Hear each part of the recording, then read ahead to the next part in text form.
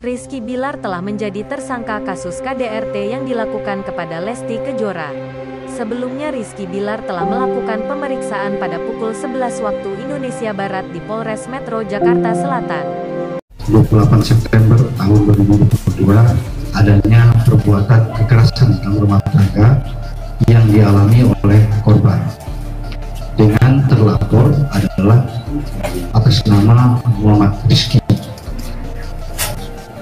Kemudian setelah mendapat laporan, tentunya penyidik dari Polres Metro Jakarta Selatan melakukan pemeriksaan terhadap korban, kemudian juga terkait dengan KDRT tentunya kita memerlukan keterangan hasil visum yang mana ini memerlukan tempo waktu pada saat itu.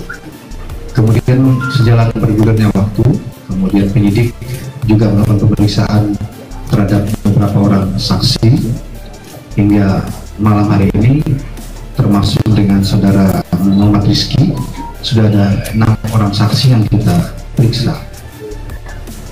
Kemudian sedianya memang pemeriksaan saudara Muhammad Rizky ini yang hari ini sudah dilakukan mulai jam 11 siang tadi hingga saat ini, sedianya adalah besok kita lakukan.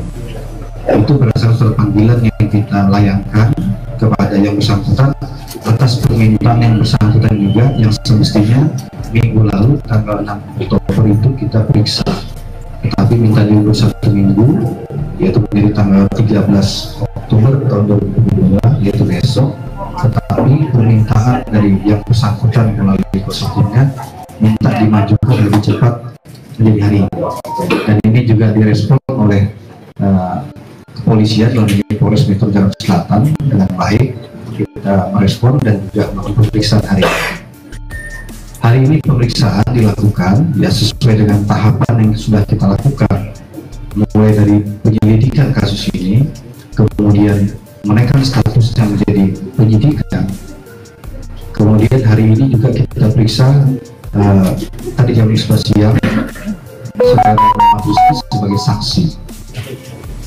Kemudian sejalan dengan perjalannya pemeriksaan dan juga terkait dengan hasil pemeriksaan sebelumnya terhadap saksi-saksi yang lain, termasuk juga keterangan saksi korban dan juga tentunya hasil visum yang mendukung adanya kekerasan dalam rumah tangga yang dilakukan oleh terlapor, maka malam hari ini bisa saya sampaikan hasil pemeriksaan yang dilakukan oleh penyidik dari Satreskrim Polres Metro Jakarta Selatan telah menaikkan status saudara Muhammad Rizky dari saksi menjadi tersangka. Tentunya ini dilakukan yang berdasarkan fakta hukum yang kita miliki sesuai dengan ketentuan dalam peraturan perbuatan pidana dalam KDRT diatur dalam Undang-Undang Nomor 23 Tahun 2004, di mana yang bersangkutan disangkakan terhadap pasal 44 ayat 1, yaitu melakukan kekerasan fisik terhadap korban yang didukung oleh alat bukti yang lain pendukung termasuk visum, sehingga ancaman pidananya adalah 5 tahun penjara.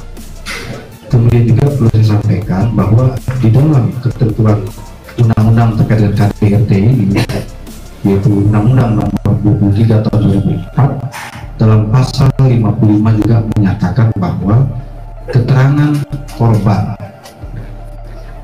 korban dan didukung dengan satu keterangan alat bukti lain itu sudah bisa menetapkan terlapor sebagai tersangka.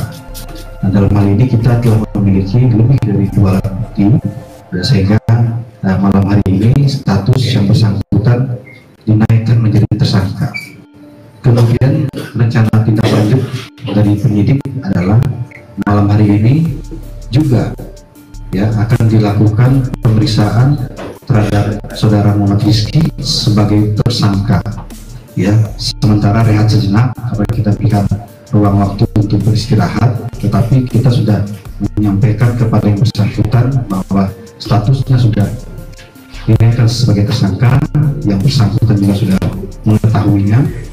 Kemudian kita akan melakukan pemeriksaan malam hari ini.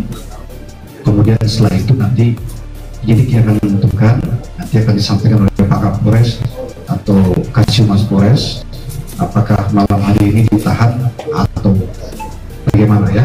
Nanti kita update lebih lanjut. Demikian rekan-rekan ya yang bisa saya sampaikan. Sekali lagi, kepolisian dalam hari ini bekerja berdasarkan fakta hukum. Kemudian kita mengedepankan keadilan bagi semua pihak. Sampai dengan hari ini pun kita memanggil yang bersangkutan, kita periksa. Ini juga kita mengedepankan bagaimana adanya equity, different law, persamaan semua orang depan hukum.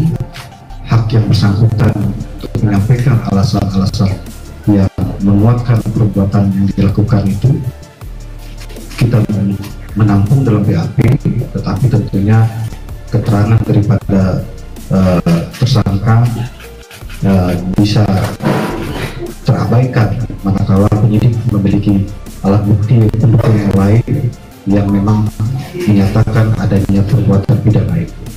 Jadi sekali lagi tentunya kita prihatin terhadap kasus ini ya.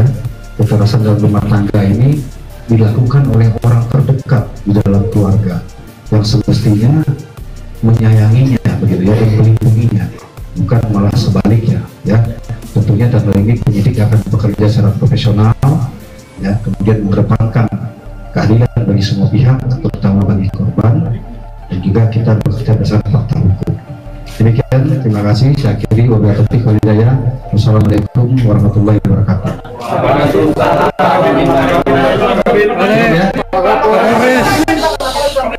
Pak Kabit, apakah langsung ditahan setelah dilakukan pemeriksaan sebagai tersangka? Kan ini dilanjut Pak Kabit, kita kan saksi diperiksa sebagai saksi dan dilanjutkan diperiksa sebagai tersangka.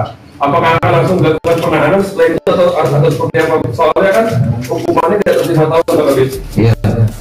Tadi sudah saya sampaikan bahwa malam hari ini juga akan diperiksa yang bersangkutan sebagai tersangka. Nanti dalam pemeriksaan ini hasil periksa akan ditentukan apakah ditahan atau tidak malam hari ini. Ya tentunya penyidik memiliki pertimbangan-pertimbangan tersendiri itu yang belum bisa disampaikan karena kan pemeriksaannya belum dilakukan ya. Tetapi yang bersangkutan sudah mengetahui sebagai tersangka ditetapkan malam hari ini. Ya demikian ya. Pak, pemeriksaannya jam berapa malam ini?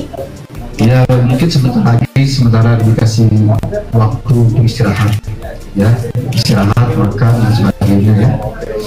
Video yang beredar di internet Pak yang dibilang mau melempar bola gimana Pak? Atau bagaimana Pak? Ya itu kan video yang beredar itu kan teman-teman media yang memuat begitu ya. Saya sudah menyampaikan pembenaran bahwa video itu memang betul dimiliki oleh penyidik juga.